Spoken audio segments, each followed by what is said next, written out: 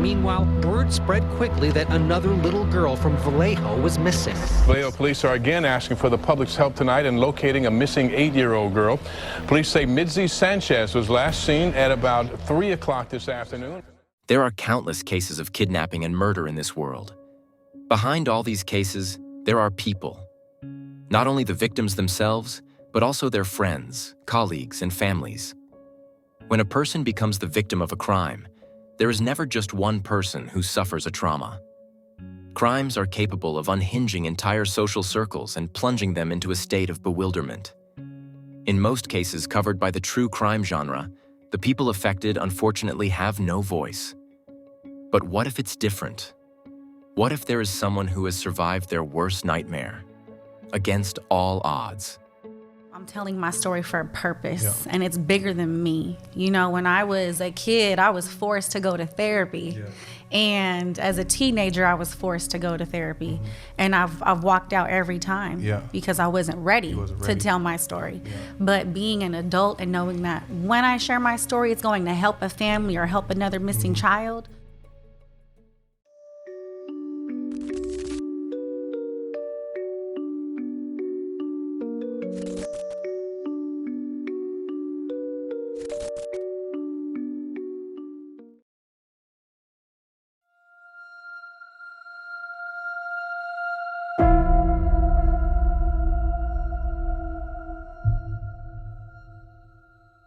Midsi leaves her primary school alone.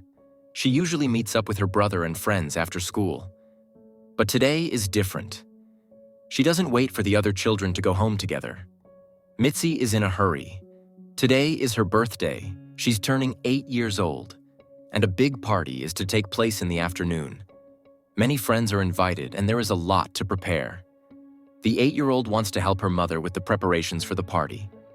So Midsi Sanchez sets off on the quickest route to her parents' house. Her brother is still talking to friends in front of the school and waiting for other children. He calls after his little sister to tell her to wait for him. But Midsi is too excited. The walk isn't too long and she can't wait for her birthday party. Midsi is almost there when she notices a strange car about 2 blocks from home. Inside, a man seems to be watching the 8-year-old through his rearview mirror. Midsi is unsettled. But she has to walk past the car to get home. So she simply crosses the street and continues on her way. But Midsi's gut feeling doesn't deceive her. The man is specifically targeting the elementary school student. As Midsi crosses the street, he gets out of his car and approaches the girl. He asks her for help. He says that a roll of tape has slipped into the footwell of his car. He can no longer reach it.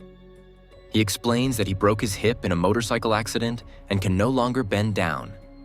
The little girl could certainly reach the roll of tape. Midsi Sanchez is helping the man.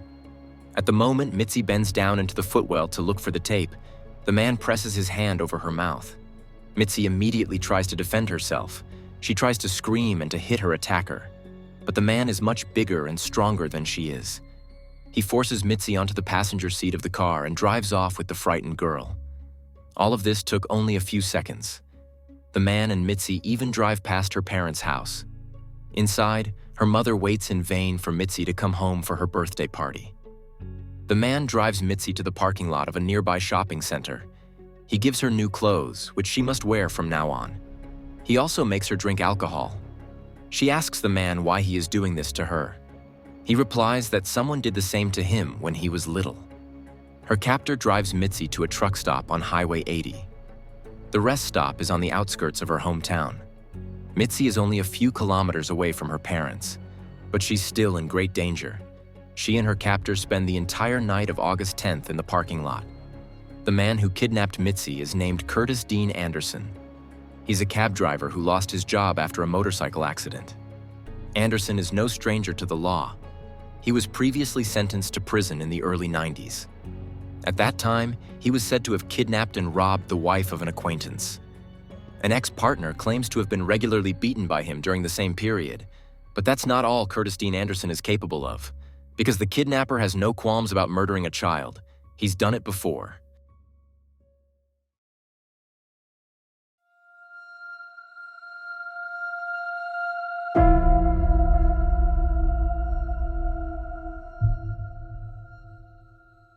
A year before Midsi Sanchez, another girl disappears in her hometown of Vallejo. She's 7 years old, and her name is Shiana Fairchild. Shiana has a difficult childhood. She's born in a prison where her mother is serving time for a series of thefts. She initially grows up with her great-aunt in Hawaii. But when Shiana gets older, her mother takes her back to California. There, Shiana often roams alone through Vallejo, playing in the hallway and eating with the neighbors. Shiana is also kidnapped by Curtis Dean Anderson. On December 9th, 1999, witnesses see little Shiana talking to a man at a gas station. It would only later be determined that this man was Anderson. He probably held Shiana captive for several weeks in his apartment in San Jose, California. During this time, he repeatedly abused the girl. Anderson is said to have filmed these acts himself with a video camera. He would later claim that he had drugged Shiana. After a few weeks, she finally died. She was in a kind of twilight state due to the substances. Her last words were said to have been, "I'm tired," before she fell asleep and never woke up again. When Midsi Sanchez is kidnapped, no one in Vallejo knows where Shiana Fairchild is, or that Curtis Dean Anderson killed her. Midsi herself is familiar with Shiana's case, as is everyone in Vallejo. Now she meets the same fate as the girl of the same age a year ago. It happened in like 10 seconds. Yeah. That's how quick it is for someone to snatch your kid.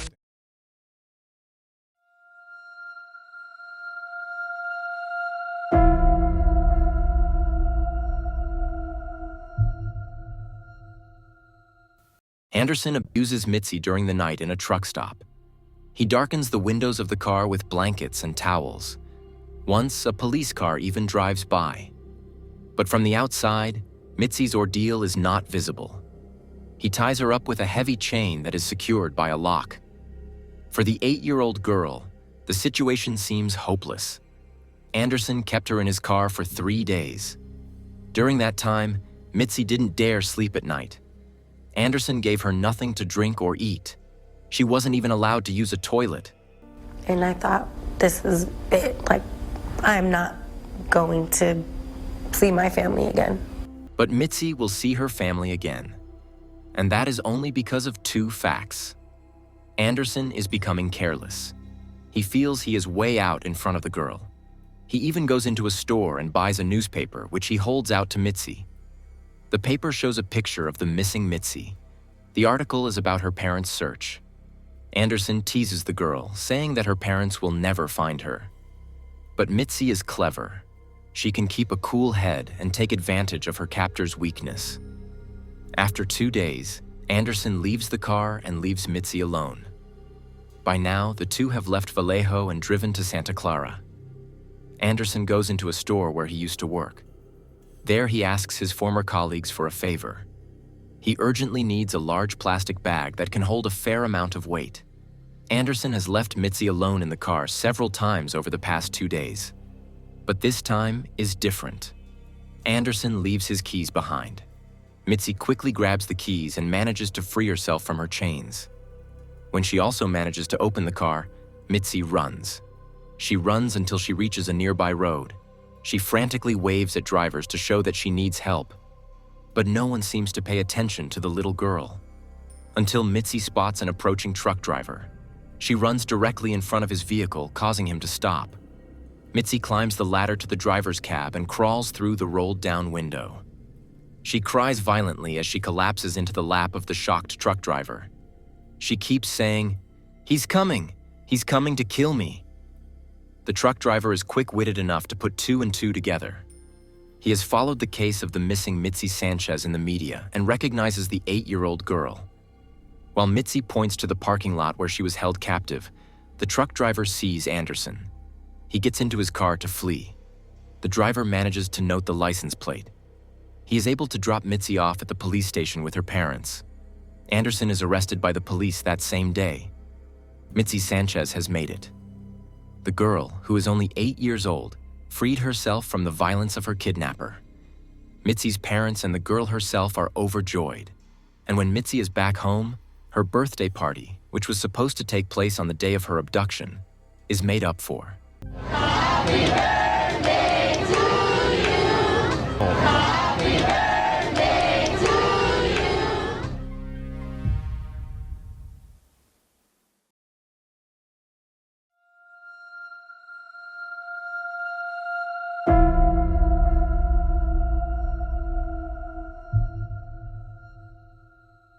But Midsi's courageous rescue is not a happy ending. The little girl will always carry the trauma of her abduction with her. A year later, Midsi has to testify in court at Anderson's trial and tell her story again in front of a packed courtroom. Although Midsi immediately began therapy, the wounds are deep. Her post-traumatic stress disorder is permanent. Midsi suffers particularly from survivor's guilt. Survivors of traumatic events such as kidnappings, accidents, or rampages feel enormous guilt towards those affected who did not survive the events. Midsi does not have it easy at school either. She is known throughout Vallejo. Everyone knows her story and has read the reports about her kidnapping. No matter where Midsi goes or who she meets, she will always be the girl who was once kidnapped. At 12 years old, Midsi starts to spiral out of control. Her parents separate, and Midsi suffers greatly from these renewed stressful situations. She starts drinking alcohol and experimenting with drugs. A study in the USA has shown that 29% of all women with post-traumatic stress disorder develop an addiction. Midsi, too, becomes addicted to alcohol as a teenager. When she was 16, she was involved in a serious car accident. She was sitting in the passenger seat when a drunk driver lost control of his car. The teenager only just survived her injuries. She suffered multiple fractures and was even in a coma for 2 weeks. When she was told in hospital that she was pregnant, she changed her life completely. Today, Midsi Sanchez has made it her mission to help others in similar situations. She volunteers her time to support the families of missing children and helps relatives cope with the trauma. She also founded the Midsi Sanchez Foundation, where she works with children. She explains how a potential abduction might play out and teaches children how to interact with strangers. Midsi has devoted herself completely to this task. Her greatest wish is that no child has to go through what she herself experienced, and that relatives are not left alone. Not least, Midsi also ensured that the murder of Sienna Fairchild could be solved. In January 2001, when Anderson was already in prison for Midsi's abduction, there was finally enough evidence to prove his guilt in Sienna's death. When Sienna's mother saw a picture of Anderson on the news, she remembered seeing him in November or early December 1999. He had come to her apartment with Sienna after Sienna had spent the day outside. Anderson himself came to the volunteer meeting point while the search for Sienna was ongoing and helped with the search for the missing 7-year-old. It is unclear whether his statements about how he murdered her are true. When her remains were found in 2001, the cause of death could no longer be determined. Who knows if he would have been caught if Midsi hadn't freed herself? Anderson repeatedly gives contradictory statements about the Sienna Fairchild case and other possible crimes. He claims to have murdered up to 13 people. According to his own statements, Anderson is responsible, among other things, for the kidnapping and murder of Amber Swartz Garcia. This case is also well known in the United States. The 7-year-old girl was kidnapped from her parents' garden in Northern California while skipping rope. The case file was closed after Anderson's confession, without Amber's body ever being found. Amber's mother herself still suspects that Anderson lied about his involvement in the case. In his confession, Anderson claimed that he had driven to Arizona and decided to take someone with him for company. Due to tragic timing, Amber was standing in front of her house at the exact moment Anderson happened to be driving by. He opened the car door and pulled her inside. He drugged Amber with root beer liquor and drove to Arizona. Anderson murdered Amber in a motel room in Tucson and disposed of her body in the Arizona desert. The FBI is still looking for people who know Anderson and can provide information about potential victims. Curtis Dean Anderson was sentenced to over 300 years in prison for his crimes. He only avoided the death penalty because he confessed to the crimes. Anderson died of liver and kidney failure in 2007 at the age of 47. To this day, Midsi Sanchez is deeply grateful to the truck driver who helped her after she escaped. His name is Carl Tafur. He wasn't even supposed to be on duty the day Midsi was freed. He was only in Vallejo because of an emergency assignment. Midsi Sanchez will probably always have to struggle with her traumas, but she has managed to find meaning in all the terrible things that happened to her. Her strength is truly impressive. Not only did she free herself from her captor, but she also repeatedly confronts the topic while working with other victims. On top of that, she does community service work for children to prevent their fate from being repeated through prevention. Today's case was a little different than you are used to, but Midsi just made a deep impression on me. If you liked this video, please give me a thumbs up. This is a good indicator for me to see what content you want here at Insolito. If you want to support me even more, you can of course leave a comment and subscribe to Insolito. Also, feel free to activate the bell. This way, the video gets a lot of interaction shortly after it is uploaded, which increases the likelihood that the video will be suggested to people who have not yet subscribed to Insolito. Thanks a lot in advance, and thanks for watching. Have a good morning, afternoon, or evening, depending on when you watch the video, and I hope to see you again in the next video. Until then, bye guys.